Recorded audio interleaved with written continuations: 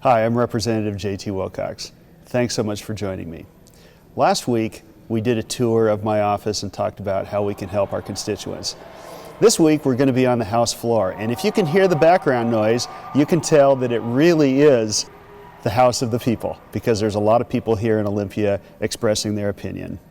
As House Republican floor leader, part of my job is to guide debate, and we had a great debate last week when House Republicans introduced several amendments to House rules, with the most important one being an amendment that would make sure that the House respected the voters' wishes in requiring 2/3 majorities for any increase in tax.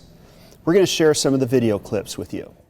The voters have spoken 3 times in the last 6 years. In fact, every time that it made sense to have this initiative again, to require a 2/3 vote for increasing taxes. And I believe that the percentage has increased every time we've asked our bosses, the people that we work for, the voters, and this time nearly 65%. Not only do they vote overwhelming, but it's true nearly all across the state.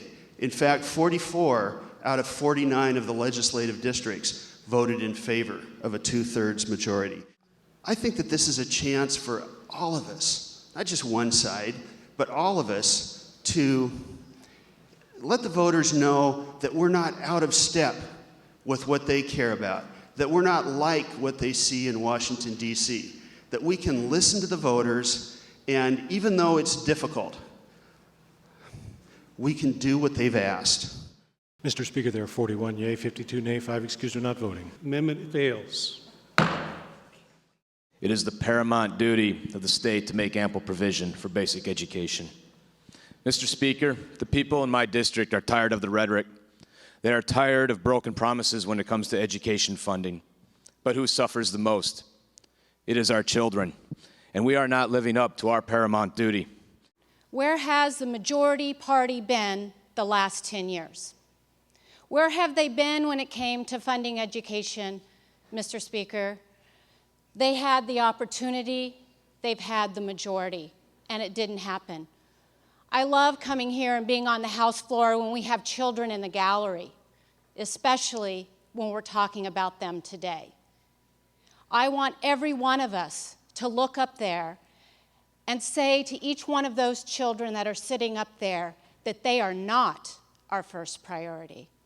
There is no other government entitlement that serves the poor more than serving them with a basic education. It is truly the path out of poverty. It is the path for our middle-class citizens to educate themselves better. And Mr. Speaker, it is the right thing to do.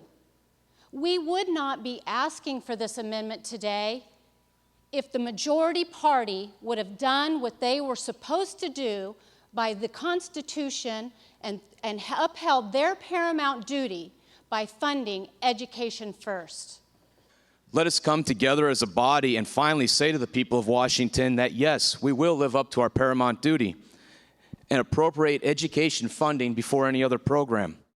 Mr. Speaker, there are 41 yea, 52 nay, 5 excused or not voting. Amendment fails. Sometimes being in the minority means that you know you're going to lose even before you make the motion. But I made the motion today to require a 2/3 vote before we increase taxes because it's important that we respect the will of the voters. And they need to know that we're going to try to do our best for them. We lost the vote, but every representative had to take responsibility for what they were here for. Thank you for watching my weekly video updates. Please feel free to call my office using the number on the screen or email me.